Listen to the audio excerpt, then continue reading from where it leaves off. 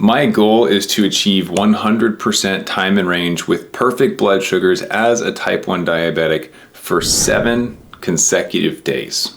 Now, how I am going to accomplish that, I am going to break down in this episode, as well as how my clients are trying to duplicate this method for themselves. If you don't know who I am, my name is Matt Vandevecht. I am a certified master fitness trainer and nutritionist living with type 1 diabetes. And my intention for this episode is to give you a framework to increase your time in range and stabilize your blood sugars a bit more simply. So let's get into our theme song and start with the lesson.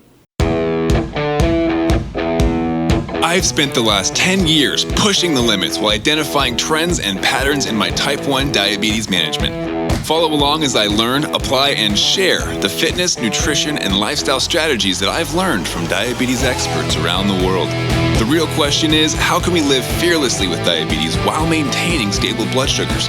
This podcast is here to give you the answer. My name is Matt Vandevecht, head coach and co-founder of FTF Warrior, and welcome to Pardon My Pancreas. In the Warrior's Inner Circle, which is a program just for the graduates of our coaching program, and we only accept 10 clients at a time, we have a challenge that happens every quarter. And this challenge that we're going through right now, as we speak, is a 100% time and range challenge. Now, it's not just to hit 100%. No, that's too simple. The goal is to see who can stack the most 100% days in the next month. Now, the process of this is going to be fun because there's 3 different tiers of awards that we're going to be giving away in this group. Now, the entire goal of this, of course, is to increase the amount of time we spend in range in general. It's fun to have a goal or a milestone to shoot for, so we attach that to the end of it. And there is an actual physical award that I will be giving to them for those who do accomplish this task. Now, the 3 tiers of awards we're going to be giving to our clients. The first one is achieving 100% time in range, right, for 24 hours. So that in and of itself is difficult for most people, right? The second award, because some of the CGMs are kind of set up in a 2-day report segment. You have 2-day, 7-day, 14-day, 30, 60, 90. The next time that you're able to screenshot your results and actually show off what you got is 2 days. So the second award is 2 consecutive days or 48 hours of 100% time in range. Now, the third award, and the one that I'm shooting for, is 7 consecutive days at 100% time in range. Now, that is difficult. I'm pretty sure I've done it in the past, but I've never documented it, so I'm counting myself as somebody who has never accomplished this. Now, it's difficult, but it's doable. But there is a caveat to the entire challenge, and feel free to join in on this if you want. There's no award for you if you're not a client of mine, but it's still fun to post the results and maybe even tag me in a screenshot if you're able to do this online. However, the caveat is that you cannot change or alter in any way your quality or standard of living. So you can't change what you eat. You can't change your daily schedule. You can't fast for a week straight and say, I did it, because that's not reality, right? So for my clients, we want to find the balance of health and happiness. So the goal is to achieve as many 100% time in range days, which we define between 70 and 180, as possible without changing your life. So still live your life and, of course, use the strategies and tools that we've given them in order to accomplish this, right? So, of course, my clients, I've been working with most of them for over 6 months, right? So that's going to be kind of an unfair advantage that they have over, say, you, the generic viewer or listener. However, this can be done by simply being more aware. And that was actually our first week's takeaway. So the first week we discussed what worked, what didn't, who's gotten 100% so far, and how's it going? And one of the big takeaways from that recap call was, because I am more aware and more intentional with my blood sugars, I'm already noticing an overall lift in my time in range, just trying harder. And so that was a really interesting takeaway. However, for week number 2 of this challenge, because that's where we're at currently as I record this, we've added kind of a new recommendation. And this was by my own design. I recognized that if I demand more of my blood sugars, if I set my expectations higher or rise my expectations, I'm able to take earlier action. So what's that look like? Big picture, and this is what this episode's all about, is to raise your standards of blood sugar control. Now, we're going to get into a few different subtopics of this, but the quick summary of what we had talked about on that call was, if I'm aiming for 70 to 180, that's a big window that I'm aiming for. It's going to be hard to know if I'm hitting bullseyes every time, and you might end up falling out of range and then wrecking your chances for the day at 100% time in range, right? And so I suggested a new decision-making framework for my clients and I, where we might consider taking action earlier than we typically would. So if you don't typically give a correction dose until you're at 200 or above, maybe you consider taking it earlier, like before you actually go out of range, right? So maybe 180, maybe 160. And I told them, obviously because I'm not going to be giving medical advice on here or to them, because I'm not a doctor, but I told them, when we're looking at my own diabetes management, Matt Vandevect, I would consider taking earlier action that might be considered aggressive in order to achieve those higher standard outcomes. So what I mean by that is, instead of aiming for 70 to 180, what if, this is a hypothetical, but what if I aimed for 120, like just 120? Not 121, not 119, 120. And as such, instead of waiting until 180 or 160 to start taking corrections or taking action to fix a higher blood sugar, what if I saw 130 as my new threshold of action that I began to take corrections for, or go for a walk, or chug water? What if I treated 130 with as much severity as I did a 200? Well, then it would lead to a much different outcome, right? I would not see high blood sugars because I would be so on top of it. And on the other side of that equation, what if I treated 110 as a low, right? Or as the threshold of action at which I treated for a low or a dropping blood sugar? Well, I'd probably reduce my overall risk of going low. So if I reduce the window that I'm aiming for, if I make the target smaller, then I am consistently aiming for a small grouping on that target. In other words, a rising tide lifts all boats. You may have heard that term before. If I am consistently aiming for that very small window, well, the amount of time that I spend in the bigger window, 70 to 180, is likely going to improve, right? So if I'm aiming for 110 to 130 in that middle zone, hitting 120, right? If that's my golden star, well, I'm inevitably going to spend more time between 70 and 180, because if I have an oopsie and I go beyond 130 or below 110, I'm still between 70 and 180, right? So I increase my chances of staying in range. So by raising my standards of blood sugar stability and keeping it at 120, I am therefore able to increase my overall time in range, or my base of functionality. So my minimum blood sugar time in range is going to raise as a result of me increasing my standards ultimately and raising those, right? Now, I told this to my wife because I was like, I think I discovered the holy grail of productivity, of progression and fulfillment and finally achieving anything in life. And she was like, what about burnout? That's fair. Not everybody's going to want to be that on top of blood sugars, or really anything for that matter. You can raise your standards as much as you want, but you do have to worry about burnout. And so we discussed a few different options. One of them is behind me, the book called Atomic Habits by James Clear. It talks about any new habit that you want to build into your routine, you have to reward instantaneously. You have to start a new habit and reward. And it's because new habits are hard, right? And if you're not rewarding yourself for the new habits you're trying to create, and there's any friction involved, you're not going to want to continue building that new habit because there's no fun. There's no reward.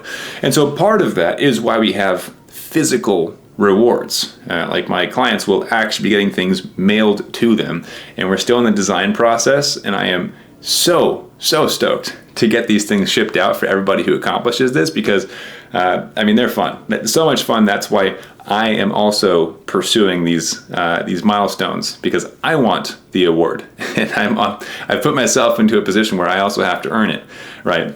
So that makes it a lot more fun. But the reward is going to help cement those behaviors. We can look at that every single day and go, I earned that, which means two things. One, I've done it before and I can do it again. But two, what else can I accomplish? What else can I overcome? And see, diabetes kind of becomes a game at this point. So that's one of the sneaky goals that I've got for them as well, is to make diabetes kind of like a game, where you're leveling up, you're crossing off milestones and beating bosses, because I've always liked video games. I've been a geek my entire life. But this makes it fun, right? So one of the things that I wanted to assist with was that reward process through an actual physical reward. Now, in Burnout, we also discussed, and by we, it was the inner circle, but also me afterwards with my wife, discussing how do you make sure that you don't induce burnout by raising your standards to a ridiculous level, right? If I am truly aiming for 120 and I get mad at myself when I get out of range and my range is 130, well, that's a recipe for disaster, right? I'm probably going to burn out. If instead, though, I see it as a season or as a sprint, which this challenge is, then it becomes more digestible, right? I'm able to just bite off what I can chew and really try hard, knowing that there is, in fact, an end in sight. So what I've told my clients, of course, as long as they are active clients, these challenges remain, so they can always pursue getting that medal, that award of 100% time in range. And we're still going back and forth on names, but one of the leading names is the Century Club Award. It's pretty cool. You join the Century Club because it's 100, right? But we got a few other names that we're tossing around anyways. So they know they can always pursue that later. So there is no you make it or you don't and you get left behind. Because these awards, diabetes is for life, right? So the awards should be as well. However, recognizing that I don't have to sprint and put all of my effort and attention and focus on diabetes, and I don't have to hit 100% time in range all the time. Right now, this is a sprint because it's fun. Because for my clients, we're meeting up every single week and sharing what worked, what didn't, and redirecting our thoughts and our strategies and our frameworks in accordance with that. So, and this is the beauty of this kind of a mastermind group, is that we get to share our thoughts on what worked and what didn't. So very powerful in that sense. And I actually learned a lot from them as well, their experiences. And one of the things about raising your standards is that it also raises your bare minimum expectations of yourself. And this one I've found very interesting over the years is watching my clients come into our program and on their applications or when they're first starting out, their intake forms as we're onboarding them and getting them rolling in our processes, they'll mention their time in range, their starting points. And it might be 10%, it could be 30%, it could be 70%, it could be 90%. We've had some people that start on paper looking perfect, and some people on paper that look like they're heading towards some pretty messed up situations. So all that to say, wide spectrum of those that we work with, but somebody who recently in the inner circle just posted that they got their 100% time in range, which was expected. Right? They know what they're doing, as are most of our clients. And the second day, they got 95%. They had 33 hours of 100% time in range, and then fell out of range for a very brief moment, brought them down to 95%. And they were frustrated, which I get. They don't get the award yet. And I reminded them, this just makes victory all the more fun because you have to earn it, and now there's an actual journey. It didn't just come easily to you on day one, right? But someone else in the Warriors Inner Circle had commented on their post in our private community and said, think back to when you used to think 95% was something difficult or was worth celebration, and now you're frustrated at hitting 95%. What a powerful realization that was, and reminder as well from that client to the other, right? So one person was saying, oh my gosh, I was so close. I had 100% for 33 hours and I just barely fell out of range and now it's at 95%. And another client was like, that's incredible. From the outside looking in, like other people can't even fathom 95%. And this is a frustration point for you. Remember how hard things used to be before we went through this program. And I was like, I love that frame of mind, right? Looking back at what you used to do or think was great or hard and how far you've come. It's beautiful. Anyways, what I want you to understand are a few different pieces from this. One, as we increase our expectations, right? As we demand more of our diabetes or really just tighten our thresholds of action, we are likely to increase our overall time and range and or our outcomes in life, right? But that is not without risks. You are increasing also your risk for burnout. Now, James Clear in Atomic Habits talks all about that reward system. You got to make sure that you are rewarding yourself for your efforts, whether or not you achieve the goal. You want to reward the actions that you are taking. So making sure that you have that feedback loop of what works, what doesn't. But either way, you want to give yourself that pat on the back for trying, because that's important, right? You're not always going to hit 100%. That's life. You are not perfect. I am not perfect. There is no one perfect. And as a result, we need to celebrate the journey more so than just the destination. I promise life gets so much better when you start doing that. Now, a subset of that is how can you avoid burnout? You have these sprinting seasons and these seasons of rest, right? For myself and my clients, this month, this is a sprint season. We are all trying to hit 100% time and range as much as possible. And people are doing it, right? If you didn't know 100% time and range was possible, now you do. By the way, if you've never hit 100% or 90% and you want to know the strategies that my clients are using right now to hit 100%, there's a challenge that takes you through all of the essential strategies that we're literally using right now in this challenge to try to hit 100%, and we walk you through the stages of that day by day over a 5-day challenge. If you have not done that yet, I really would recommend you check it out. It's at fixmybloodSugars, an S on the end, fixmybloodSugars.com. I'll put the link in the description for you as well. But I promise you, that's going to be one of the best things you do for your diabetes. It's what we're using to challenge ourselves further, and it's just packed full of. It's the tool belt you always wish you got when you were first diagnosed, and then some with the additional advanced strategies to build on top of it. So go check it out, fixmybloodSugars.com. So this is a sprint season right now. We're sprinting, but after this, we're going to take a breather and reset before we hit into our next challenge, right? You want to review what worked, what didn't, reward yourself, get the pat on the back for the efforts that you put in. In life, you're just going to see seasons in everything. There are sprints and there are rests. The fact of the matter is you can't sprint forever, okay? So take the rest that you need and then get back out there. Another way to say the same thing, we like to call them stair-stepper goals. So if you've got a big goal like jumping 10 stairs, right? You're not going to just run and jump 10 stairs.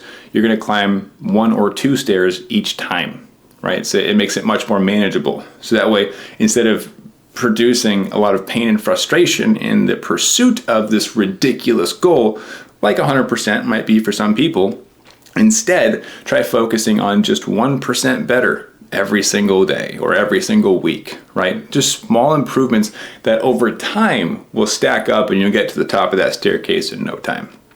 All right, so second set of that is to use stair-stepper goals to break down things that might seem unachievable, or at the very least scary and difficult, so that you can start working your way into more realistic goals, but that will lead into unrealistic, insane, and incredible goals and outcomes. Now, the last piece of this is the outcome. If you are going to pursue greatness, you want to have some level of reward along the way, but also at the end. So have those set up. Look at your milestone markers, your milestone medals, right? And of course, we have physical rewards that we're going to be shipping out to our clients that achieve these different goals. And we're going to have a whole set of, we'll call them challenge coins, but a whole set of awards really for these challenges, right? And giving them something to work towards, because diabetes, it's a race with no finish line. It's a marathon that has no end. Right? And when there's no finish line, it's hard to feel hope. It's hard to continue pushing yourself day in and day out when you don't get any breaks. When there is no, I've done it. When the big goal of diabetes is to not get complications or to not die, that's not very motivating, right? So we're aiming to make this more fun, more motivating, give you more hope as you set up milestone markers to measure your success, your efforts, your accomplishments within diabetes. I mean, who says you can't be rewarded for taking care of yourself, right? So that's a big part of what we're doing right now in the Warriors Inner Circle. I mean, obviously it's not something that most viewers even qualify for because it's only people that have gone through our programs. But what I would recommend as a starting point go check out that 5-day challenge. See what we're using to pursue 100% time in range, and go grab your first 90% time in range. At the very least, it's an amazing feeling when blood sugars are actually stable and predictable. So go to fixmybloodSugars.com, check it out. And of course, at the end of that challenge, my goal is for you to have weeks like the ones that I just had, where I can hit 94% time in range for the entire week as an average, right? And as you can see, it's a 1% increase from the week before. And this next week, because I've been focusing on 100% for this whole week, I'm guessing it's going to be closer to 97, 98, maybe even 99. We'll see how far I get. But that's what I want for you, is to be able to look at your blood sugars and go, they're stable, they're predictable, and my life is enjoyable. So if you haven't yet, go check out that challenge. It'll teach you everything that I use and that my clients use to hit those 90% to 100% days, and maybe get your first taste of what freedom looks like. So at fixmybloodSugars.com. If this is your first time here or watching our videos, be sure to hit the subscribe button while you're here. And if you're on YouTube with me, you might enjoy this one next. Thanks for hanging out, and keep up the fight.